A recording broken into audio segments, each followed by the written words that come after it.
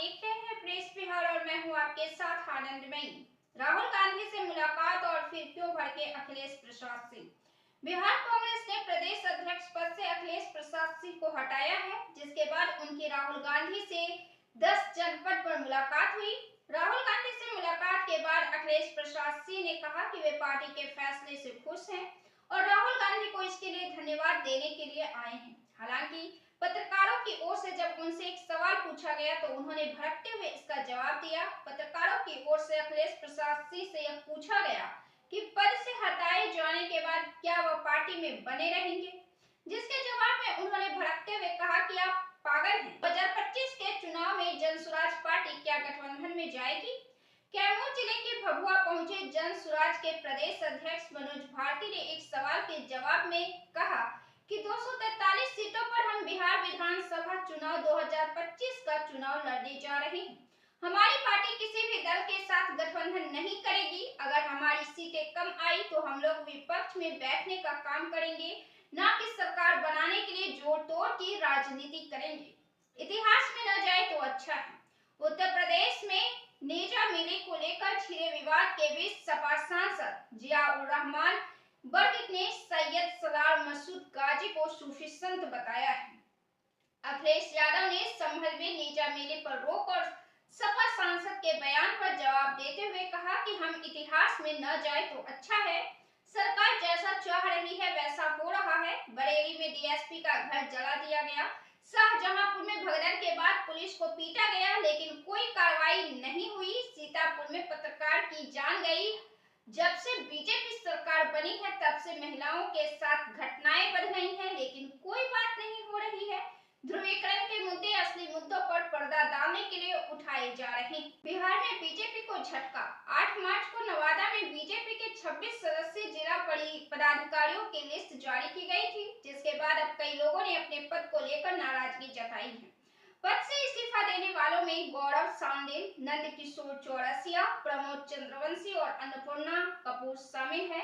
नई लिस्ट के मुताबिक गौरव सांडेल को जिला प्रवक्ता का दायित्व दिया गया था, नंदकिशोर चौरसिया को मीडिया प्रभारी बनाया गया था, प्रमोद चंद्रवंशी को जिला अध्यक्ष उपाध्यक्ष बनाया गया था, तो वहीं एक महिला अन्नपूर्णा कपूर को मंत्री का पद दिया गया था। असंतुष्ट कार्यकर्ताओं ने अपने पद से इस्तीफा दे दिया। सदन में मोबाइल देखकर सवाल कर रहे थे राजद विधायक, भड़के नीतीश कुमार। बिहार के मुख्यमंत्री नीतीश कुमार सदन में मोबाइल देखकर भड़क गए। बजट सत्र के दौरान राजद के विधायक सुदय यादव मोबाइल में देखकर सवाल पढ़ रहे थे। इस दौरान नीतीश कुमार ने सदन में मोबाइल ले जाने पर उठकर आपत्ति जताई। विपक्ष के विधायक की नीतीश कुमार ने जमकर क्लास लगा दी। एक बात हम और कहते हैं कि ये लोग मोबाइल लेकर बात कर रहा है, सब प्रतिबंधित था, रोका हुआ था, सब मोबाइल लेकर बोल रहा है, ये कोई बात है? स्पीकर से कहा आप ये करिए ना कि कोई मोबाइल लेकर न आए, प्रतिबंध करिए। कब्र या मुर्दे से आरजेडी सांसद मनोज कुमार झा ने कहा कि देश में कोई भी दंगा होगा और उसकी पड़ताल होगी तो यही लोग नजर आएंगे। औरंगजेब की कब्र नहीं खोद रहे हैं, इस देश की कब्र खोदने की आप कोशिश कर रहे हैं। इसके मिजाज की महासागरीय चरित्र के इतिहास के बासी पन्नों में जाकर आपकी नाकामियां नहीं छिपेगी। नागपुर हिंसा की घटना में वीएचपी और बजरंग दल पदाधिकारियों के खिलाफ एफआईआर दर्ज होने के बाद उनकी ये प्रतिक्रियाएं आई हैं। डीएमके के समर्थन में आए अखिलेश यादव। डीएमके के सांसदों ने संसद भवन परिसर में डीएमके के समर्थन में आए अखिलेश यादव। डीएमके सांसदों ने संसद भवन परिसर में परिसीमन के मुद्दे पर विरोध प्रदर्शन किया। अब डीएमके सांसदों का यह विरोध प्रदर्शन तेज होते जा रहा है। हालांकि बीजेपी ने इसको लेकर तमाम दावे कर रही है, लेकिन इन तमाम राजनीतिक घटनाक्रमों के बीच समाजवादी पार्टी प्रमुख अखिलेश यादव भी अब डीएमके समर्थन में आ चुके हैं। संसद में डीएमके नेता के द्वारा परिसीमन लिखी टी-शर्ट पहनने पर सपा प्रमुख अखिलेश यादव ने यह कहा, मैं तमिलनाडु के लोगों के साथ हूँ, क्योंकि भाजपा का पता नहीं कहां कैसा परिसीमन करते, ये लोग विधानसभा चुनाव कैसे लड़ते हैं, जाति के आधार पर नियुक्ति करते हैं। यह पहली बार है जब अखिलेश यादव ने परिसीमन के मुद्दे पर खुलकर डीएमके का समर्थन किया है। बीजेपी सांसद रवि किशन का पवन सिंह पर बड़ा बयान। एबीपी लाइव से बात करते हुए रवि किशन ने पवन सिंह के चुनाव लड़ने से जुड़े सवाल का जवाब दिया है। रवि किशन ने कहा, पवन का अपना मन है, अपनी जिंदगी है और अपने मन का सकते हैं। हम कभी किसी को सलाह नहीं देते हैं, उनका मन है। वो कोई छोटे बच्चे थोड़े हैं। बड़े भाई के तौर पर मैं उनके लिए पहले भी खड़ा था और आज भी खड़ा हूँ। भोजपुरी में जितने भी कलाकार हैं, मैं सबके लिए खड़ा हूँ। मेरी जहाँ भी वो लोग चाहेंगे वहाँ पाएंगे, ये पूरी इंडस्ट्री को पता है। सीएम योगी बोले आक्रांता का महिमा मंडन है देशद्रोह। उत्तर प्रदेश के कुछ जिलों में नेजा मेले पर प्रतिबंध लगा दिया गया है, वहीं कुछ जगहों पर प्रतिबंध की मांग की जा रही है। राज्य स्थित बहराइच में सीएम ने कहा कि महाराज सुहेलदेव के पराक्रम और शौर्य की परिणति थी कि 150 वर्ष तक कोई विदेशी आक्रांता भारत पर हमला करने का दुस्साहस नहीं कर पाया। उन्होंने कहा कि किसी भी आक्रांता का महिमा मंडन करने का मतलब देशद्रोह की नींव को पुख्ता करना है। स्वतंत्र भारत किसी देशद्रोही को स्वीकार नहीं कर सकता। जो भारत के महापुरुषों को अपमानित करता हो, उन आक्रांताओं का महिमा मंडन करता हो जिन्होंने भारत की सनातन संस्कृति को रोनने का काम किया था, हमारी आस्था पर प्रहार किया था, उसे आज का नया भारत कतई स्वीकार नहीं कर सकता है। राजस्थान के सीएम से खुश हुए अखिलेश यादव। समाजवादी पार्टी के राष्ट्रीय अध्यक्ष और उत्तर प्रदेश के पूर्व मुख्यमंत्री अखिलेश यादव राजस्थान सरकार के फैसले से काफी खुश है। कन्नौज सांसद ने लिखा, सपा के शासनकाल में उत्तर प्रदेश में शुरू हुए महिला सुरक्षा के लिए समर्पित 1090 मॉडल को अब राजस्थान अपना रही है। आशा है इससे राजस्थान में नारी की सुरक्षा की एक प्रभावकारी और सार्थक व्यवस्था तैयार होगी। उन्होंने कहा कि पीढ़ी के आंदोलन में आधी आबादी के रूप में स्त्री हमेशा महत्वपूर्ण रही है, इसलिए समाजवादी सरकार में हर बालिका, युवती और नारी में सुरक्षा के भाव और उनमें आत्मविश्वास का संचार करने के लिए ऐसे सुरक्षात्मक कदम उठाए गए थे। सकारात्मक काम सकारात्मक राजनीति के लिए प्रेरणा बनते हैं। समाज को समर्पित सपा के कामों की सबसे बड़ी उपलब्धि यही है। सपा का काम राजस्थान के नाम। सपा के शासनकाल में उत्तर प्रदेश में शुरू हुए महिला सुरक्षा के लिए समर्पित 1090 मॉडल को अब राजस्थान सरकार अपना रही है। खुद को थका हुआ महसूस कर रहे हैं। राजस्थान के पूर्व मुख्यमंत्री अशोक गहलोत ने फसलों की खरीद को लेकर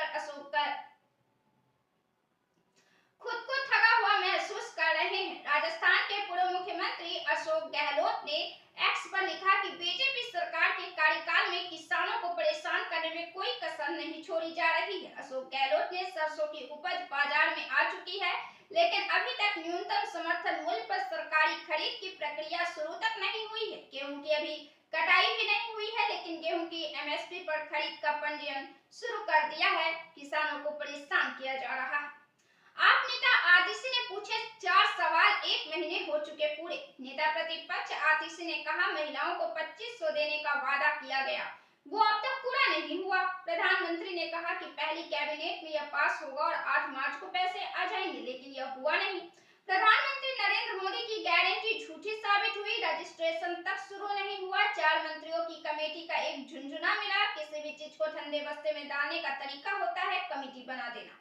आतिशी ने कहा कि मैं बीजेपी की दिल्ली सरकार से 4 सवाल पूछना चाहती हूँ। क्या बीजेपी की दिल्ली सरकार 18 साल से ज्यादा की 48 लाख महिलाओं को 2500 देगी, या इतनी शर्तें लगा देंगे कि 1% महिलाओं को भी इसका फायदा नहीं होगा।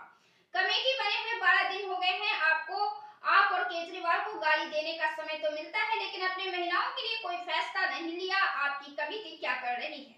2500 प्रति महीने का रजिस्ट्रेशन किस तारीख से शुरू हुआ? किस तारीख को महिलाओं के खाते में 2500 आएंगे? आरएसएस बोली, औरंगजेब की प्रासंगिकता नहीं। औरंगजेब विवाद पर राष्ट्रीय स्वयंसेवक संघ ने पहली प्रतिक्रिया दी है।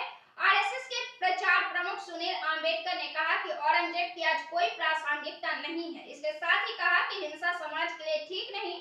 महाराष्ट्र के विपक्षी दल शिवसेना और एनसीपी ने आरएसएस के बयान का स्वागत किया। उद्धव गुट के सांसद अरविंद और शरद पवार गुट के विधायक जितेंद्र आह्वान ने कहा कि देर से सही, लेकिन आरएसएस का बयान सही है, हम इसका स्वागत करते हैं।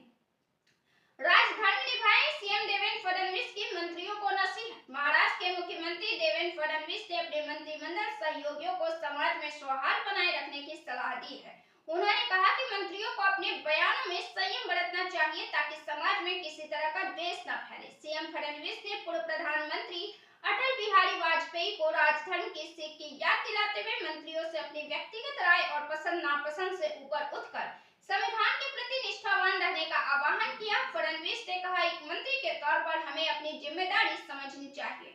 हमने संविधान की शपथ ली है और संविधान ने हम पर यह जिम्मेदारी डाली है कि हम किसी भी व्यक्ति के साथ अन्याय न करें। मंत्रियों को बोलते समय संयम बरतना चाहिए और ध्यान रखना चाहिए कि उनकी बातों से समाज में कहीं भी वैमनस्य पैदा न हो। कई बार युवा मंत्री कुछ ऐसी बातें कर देते हैं, मैं ऐसे मौकों पर उनसे बात करता हूं और उन्हें बताता हूं कि आप मंत्री हैं और आपको संयम बरतने की जरूरत है।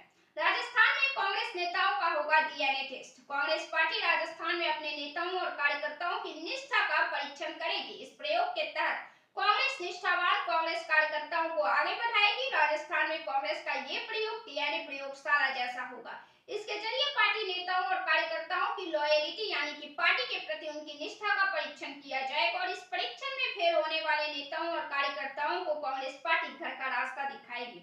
सफल रहने वाले नेता कार्यकर्ता पुरस्कार के तौर पर बेहतर पद पाने के लिए हकदार होंगे। राजस्थान कांग्रेस जल्द ही अपने नेताओं का डीएनए टेस्ट करने वाली है। इसकी घोषणा खुद पार्टी के प्रभारी सुखजिंदर सिंह रांधावा ने की है, जिसके बाद कांग्रेस नेताओं के बीच दहशत का माहौल बना